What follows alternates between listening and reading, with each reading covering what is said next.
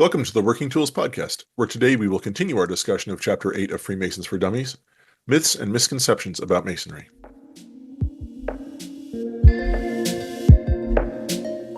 Ladies and gentlemen, brethren all, welcome to the Working Tools Podcast, a casual conversation around Freemasonry. First, it's important to note that our thoughts and opinions are our own and do not reflect those of our Grand Lodge or respective craft or concordant bodies. Please connect with us and ask questions via our website at theworkingtoolspodcast.com. Today on the Working Tools Podcast, we have our usual group of four hosts with Brother Craig Graham from Kalamalka Lodge number 160. I'm not mentioning towns today, just for no reason.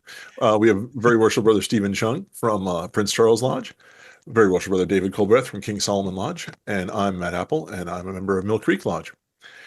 And half of us are from Canada, and half of us are from Washington, or British Columbia and Yukon, and half of us are from Washington. You can figure it out for yourselves. Maybe there's a hoax out there about it. Who knows? So we left off discussing the symbolism of the dollar bill and how it supposedly contains the word a Mason if you draw the Star of David and the triangle and such. And I think we sort of covered that one. Next section on the book here is the Masonic Bible, which I know our lodge used to, although we haven't in years, given either our new Master Masons or our new apprentices, depending on when you ask, a copy of a Bible that was Masonically themed. It had a blue cover and that sort of stuff. Had some interesting facts about the building of King Solomon's Temple and that sort of stuff in it. Did you guys' lodges, do you do that? Have your lodges done that? I never received one, and it was long out of fashion in my lodge. In fact, the only time I've seen it is in your lodge, Steve. Yeah. You guys hand over a Bible and the lodge bylaws and a few other things as well to your newly raised candidates. Yes. And that was the first time I'd ever seen that in any time in British Columbia. So I don't know if it was ever widespread practice here or not, if it fell away, but yeah, that was it. Yeah, we do, and the tradition fell aside for a while, but it has been revived, and it is actually part of our ritual where we in our lodge where we do present them with it. So in the even in the case where Yazin, who's Muslim, and he follows the Quran, we still gave him a Masonic Bible, and we all sign it for him and so on, right? And then they're told to, by all means, bring it with them when they go through their various degrees and get it signed, right? So, or is it, no, we give that to them. No, we give that to them when they're raised a Master Mason. Yeah. So I've wondered about, and here we go, going way off topic again, but I've wondered about lodges who do this. I guess, would you give such a Bible to a Hindu guy who joined your lodge? Yeah. And then we don't discriminate. Everybody gets a Bible. You get a Bible. He gets a Bible. Yeah, Everybody gets a Bible. It's not, because it's a non-denominational Bible, right? It's non-denomination, non-Christian denomination, not non-religious denomination. Right. Yeah. It doesn't. It's a Masonic Bible, right? So no, it's a King James Bible wrapped around with Masonic facts and figures. And some cool pictures. Okay, sure. I never read it. Well, we should have assumed that, right? Right. I don't think I got past the page where I had everybody sign it, right? But I do have one, right? Yeah, I've wondered about that. How lodges who do that would present it to a non-Christian brother, and yeah, would it be better to get a book of facts about King Solomon's Temple or something like that? Or Right. I mean, if I've heard of lodges where if you are obligating a non-Christian brother, you would say, "Hey, can you bring your own volume of sacred law so that we could use it during the ceremony?" We And do that.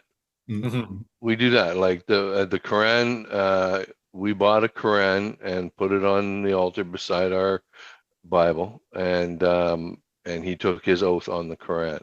And there was another. What's the Jewish one called? Torah. Yeah, and we did have a brother years ago that brought his own with him, and he took his oath on that, right? We only recently bought the Quran because I actually wasn't even part of the decision to buy it, but yeah, we have one there. We The bought a set of. tradition being, if you have brethren in your lodge of different religious persuasions, when the lodge is open and everyone is present, then you're actually opening multiple volumes of sacred law on the altar. I think one time in BC I saw 3 of them. Yeah, there is a thing coming out. I don't know if Grand Lodge has got like if you're opening a Quran, which surah you're supposed to open it to for the various degrees. If it's just open, I don't know, but I have seen it a couple of times in different places in BC where they talked about lodges in India. When I've read Masonic history, they talked about lodges in India where there were 6 or 7 books open on the altars or in front of the master, just because of the cosmopolitan nature of the members of the lodge. So in the new protocols and guidelines manual coming out from Grand Lodge, it says that on a regular basis, like it's okay to have them on the altar, Mhm. but it's not to be opened unless it is for a degree. And if it is for a degree, it should be open to the appropriate pages in that book that relate to ours. For the purposes of that particular level of degree, right? And so we did have to do the homework and find out what pages those were and whatnot. But yeah, no, they're including those directions in this new protocol guide. Okay. My understanding that protocol guide has to be approved by your annual communication, though, right? Yeah, we'll see how that goes over. Sounds like it's not going to go. Yeah. Well, from the hubbub I heard this weekend. Yeah, I went visiting, and I heard they've got some retired brethren who have nothing but time and have a lot of experiences writing manuals and things like that, and they're picking it apart and coming up with all the. The question I thought that was relevant was, in your jurisdiction, you do 4 different works. And so how can a single protocol document apply to 4 different processes? Right. And at some point they talk there's a about misconception. Yeah. And at some point they talk about the Bible being opened or closed in reference to if there's an altar present. Well, there's always an altar present, or you wouldn't have a Bible there, right? But anyway, I haven't read it yet, so I'm not going to comment. Right. I did ask those retired brothers that were going through and making the list. When you've gone through and made the list, please share me the list, right? So that I can go through and make my own informed decisions as to whether or not I'm going to support it. Because, and here's the funny thing. I'm not sure if this committee actually really realizes that if this actually gets like voted on and passed or accepted or adopted or something to that effect as rule or law or whatever they want to call it at our annual communications, they won't be able to change a damn thing in there. They'll be stuck with it, because anything that becomes that way has to be, any amendments have to go through and be approved as well, right? And there's some things in there that in last year anyways that were pointed out that required some flexibility or something to that effect. And yeah, anyways, that we're what are we calling that? Segueing and getting off topic, right? Because that's not a myth. That's just a misconception, maybe. That's just us being us on this podcast, actually. Yeah, right. Obviously, I know now, attending my first Grand Lodge this summer, what the principal topic of discussion is going to be. So it's good to know. Hmm. So the next one in my book is Well, worshiping strange. Hold Go ahead. hold on. I often like to combine this into myth conceptions, instead of just putting them together. But continuing on with the Bible idea, it's one of our myth conceptions is that we don't do anything consistently in our lodge. And so the idea, when Craig was asking if you give that to the people, I got one, but I don't think the next guy got one, and then the next guy might have got one, and then some, or Matt, maybe I asked it, but yeah, do we consistently do anything? Honestly, no offense to anybody that's listening from my lodge that is going to hear this, but it's a little bit of the truth. But I also wrote down that idea. I do like the idea of maybe giving something else to the candidate, to the member Mason afterward, after each degree, other than the Bible specifically. Because you're right. What if we haven't been fortunate enough to have a brother that didn't need to take his obligation on the book of the law, the whole Bible. So we'll have to experience that when we get there. I did see another interesting manner in that one lodge, I know they open all of the books. Another lodge I saw, they only open the single symbolic book of the law, but then the other ones are on the altar and they touch them symbolically in recognition as part of that process. I don't know. I guess I'm okay with either one, except that the other symbolic books are obviously smaller. They're not nice. They're just paperback copies often that I've seen. They're kind of flopped open. It's just, I don't know. I kind of almost like the recognition mode where they touch the other books in recognition than awkwardly opening all the books on the altar.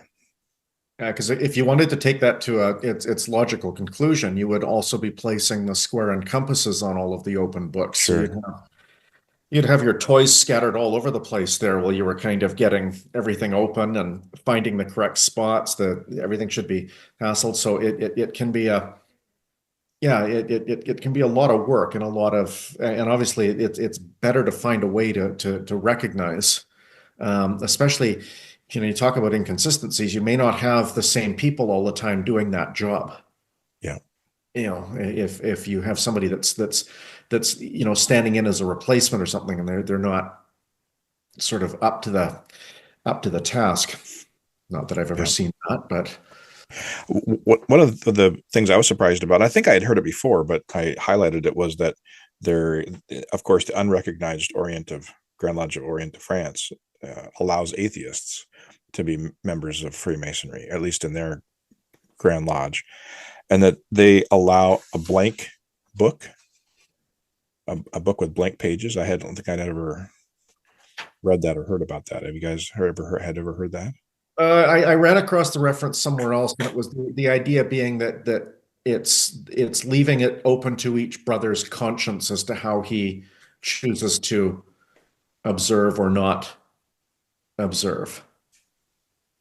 Empty that book with blank pages can be whatever the particular brother wants it to. So that's what I've been told. I don't know. I know very little about the Grand Orient of France, other than that they're not recognized by most bodies that we recognize. So, Matt, were you going to say something about that?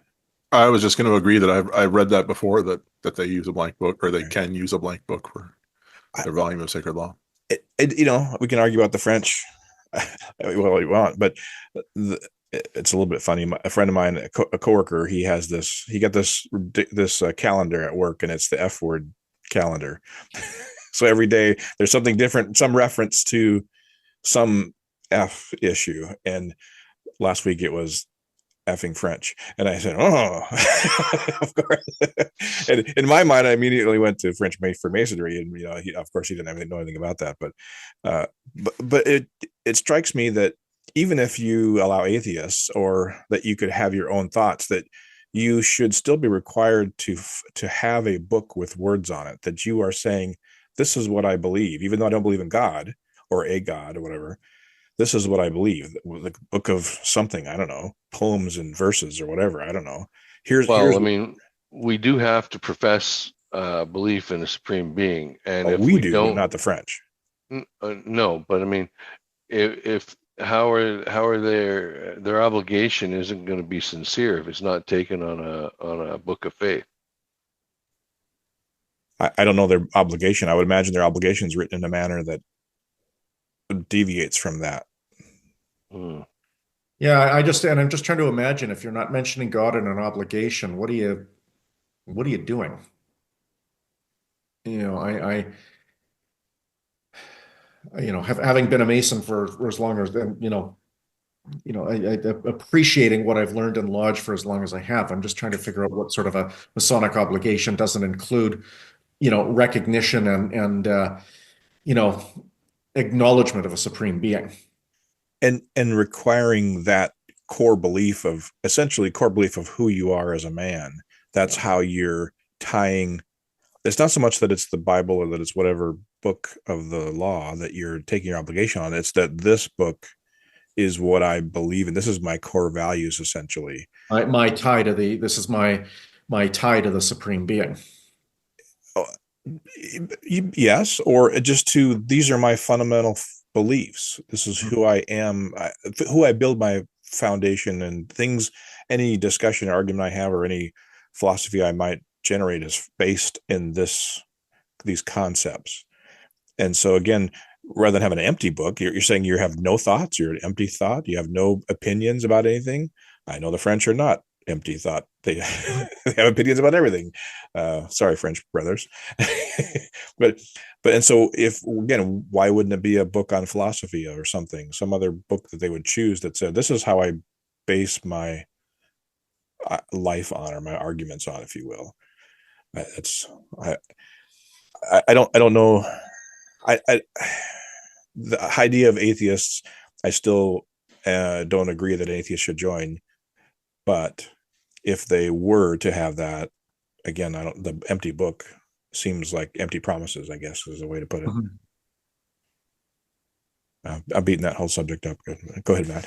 I was just going to say, I do feel obligated at this point to point out that is the Grand Orient of France, which we do not recognize, but there is the Grand Lodge GLNF, Grand Lodge Nationale Française, or something like that, which we do recognize and does not follow all those same more liberal policies.